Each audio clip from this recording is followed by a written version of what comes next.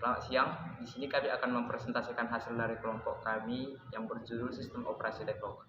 Tetapi sebelum kami memulai presentasi kami, ada baiknya jika kami memperkenalkan diri kami masing-masing. Nama saya Niki Pardosi, NRM 2019-02-0559.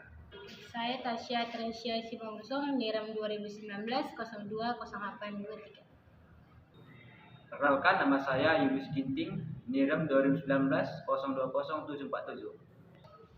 Perkenalkan, nama saya Daulat Muaran Sirigar, NIRM 2019-020949. Perkenalkan, nama saya Vanessa Rizona, NIRAM 2019-020514. Yang pertama-tama kami akan menjelaskan tentang pengertian deadlock. Deadlock mungkin terjadi pada lingkungan multiprogramming di mana sejumlah proses berkompetisi untuk sejumlah resource atau sumber daya yang terbatas.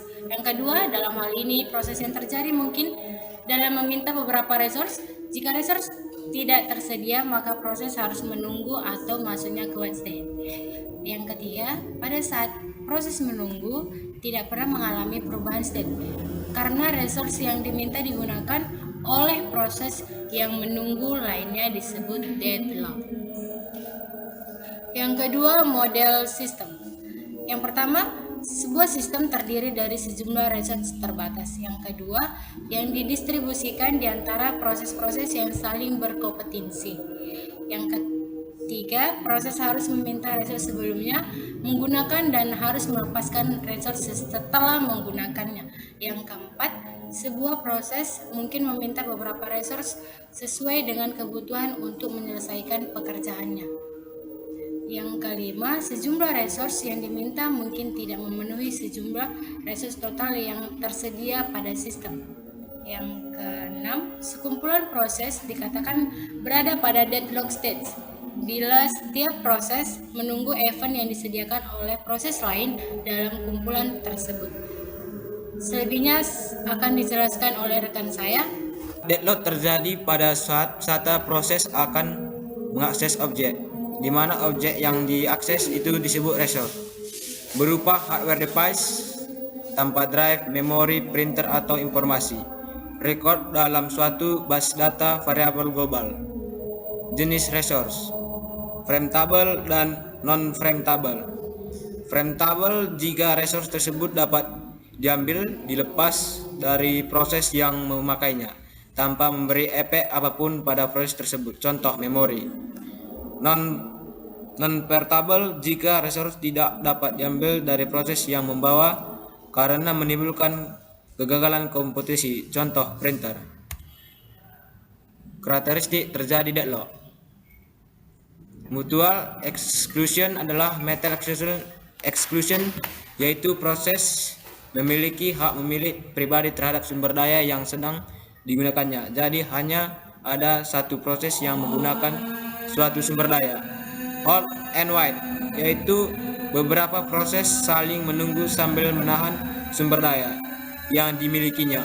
Suatu proses yang memiliki minimal satu buah sumber daya melakukan request lagi terhadap sumber daya pada saat bersamaan, maka yang terjadi proses saling tunggu.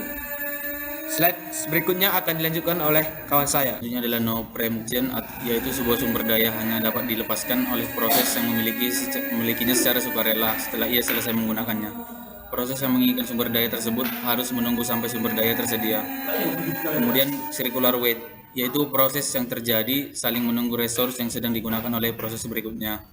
Terdapat sekumpulan proses PO1, PO2, dan PO0 yang menunggu sumber daya, di mana PO menunggu sumber daya yang dibawa P1 dan P1 menunggu sumber daya yang dibawa P2 dan seterusnya. PN1 menunggu sumber daya yang dibawa oleh PN dan PN menunggu sumber daya yang dibawa oleh PO. Kemudian cara menanggulangi deadlock. Yang pertama, pengabaian. Maksud dari pengabaian di sini adalah sistem mengabaikan terjadinya deadlock dan pura-pura tidak tahu kalau deadlock terjadi. Dalam penanganan dengan cara ini dikenal istilah Ostrich algorithm. Pelaksanaan algoritma ini adalah sistem tidak mendeteksi adanya deadlock dan secara otomatis mematikan proses atau program yang mengalami deadlock. 2. Pencegahan.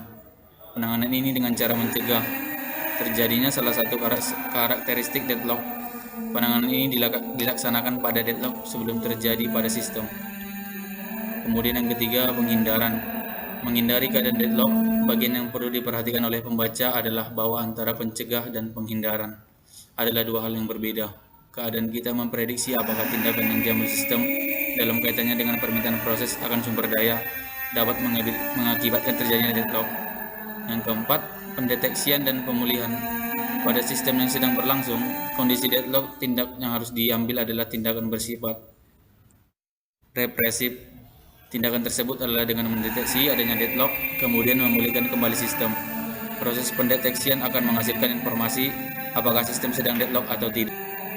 Ya, selanjutnya akan disambung oleh teman saya. Resource Allocation Graph merupakan algoritma menangani deadlock.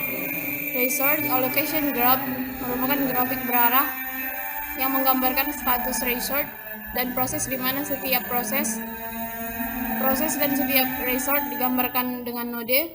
Himpunan edge dibagi dalam dua tipe, yaitu resource edge atau garis berarah P1, RJ keadaan proses P1 terhubung dengan RJ. Assignment edge, garis berarah RJ, P, keadaan proses RJ terhubung dengan P1. Baik, sekian dari hasil presentasi kami. Jika ada kesalahan, mohon dimaafkan. Terima kasih.